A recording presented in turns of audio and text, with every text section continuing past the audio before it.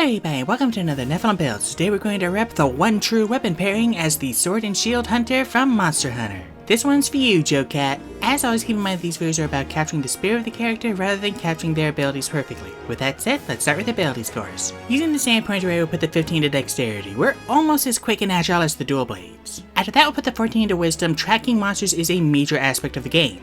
Or at least it was. Honestly, one of the few complaints I have about Wilds. Besides, you know, the crashing. Next we'll put the 13 to strength. We can get some serious air with our vault attack. We'll put the 12 into constitution for some HP and then the 10 to charisma. Lastly we'll dump intelligence, head empty, only monster murder. For species, theoretically anything could work, but we're going to stick with human. We'll get resourceful, pick perception, and take the tough feat. We'll make a custom background putting our increases into dexterity and wisdom. We'll also take acrobatics and survival, cook's utensils, and the magic initiate wizard feat. We'll take firebolt for a torch pod, prestidigitation for fireworks, and sleep for a trank bomb. The fact that it takes 2 turns to knock a creature unconscious makes it more accurate. Moving on to class, we're going to start off as a ranger. We'll get strength and dexterity saving throws and pick athletics, nature, and animal handling. We'll also be proficient with light and medium armor, shields, and all weapons. At level 1 we'll get favored enemy and weapon mastery, picking the short sword. We'll also get 2 spells, taking cure wounds for a potion and jump to jump good. We're now going to multi-class to rogue, getting thieves tools and investigation. At level 1 we get thieves cant, sneak attack, and expertise in investigation and survival.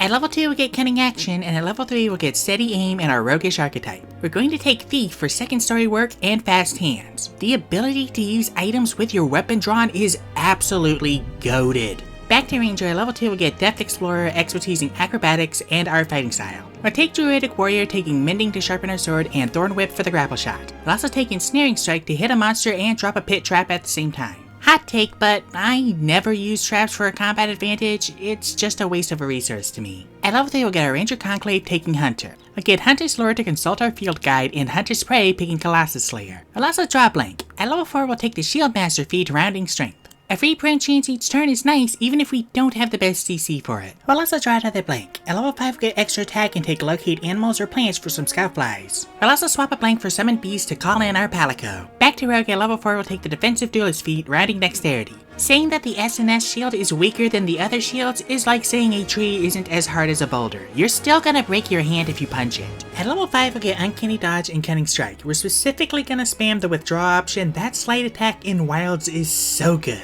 Back to Ranger, at level 6 we'll get Roving and swap our other blank for Lesser Restoration for a Nullberry. At level 7 we'll get Defensive Tactics, taking multi-attack defense. We've already got ways to deal with Oppie attacks, and these monsters come in swinging. We'll also take Aid to eat a meal. At level 8 we'll raise our wisdom, and at level 9 we'll expertise athletics and nature. We'll also take protection from energy for resistances and elemental weapon. Gotta have a weapon of every element. At level 10 we'll get tireless. Back to rogue, at level 6 we'll expertise animal handling and perception. Funnily enough, depending on what species you pick, you might end up with an unused expertise. At level 7 we'll get evasion and reliable talent. At level 8 we'll raise our constitution, and at level 9 we'll get supreme sneak. Lastly, at level 10 we'll take the boon of spell recall, rounding wisdom. Now that we're level 20 we finally have our modifiers. The best armor we can wear is half plate for an AC of 19 with our shield. Our movement speed is 30 and our average HP is 194 with 10d8 and 10d10 hit dice. And with that we are done. Now what can this build do?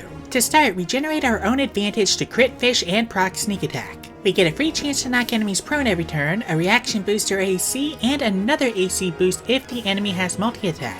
We've got heals, we've got high HP, we've got ranged attacks, we've got a cat, we've got a lockdown move, and we've got expertise in all of our proficient skills. For weaknesses, we're a jack of all trades but a master of none. Our attacks and spellcasting are uncapped, our spell slots are limited, and our prone DC is low. We're also in trouble if we run into mind flayers, and with only a 3rd level slot at best, our Palico won't be much use. Weaknesses aside, we still have, and I actually say this unironically, the best weapon in the series. Thank you everybody so much for watching. If you'd like to support my channel, there's a link to my Patreon down in the description. $1 a month gets you 2-day early access to my videos and access to all of my homebrew content. Let me know what you thought of this video down in the comments, and I'll see you all next time when I make Artoria from Fate.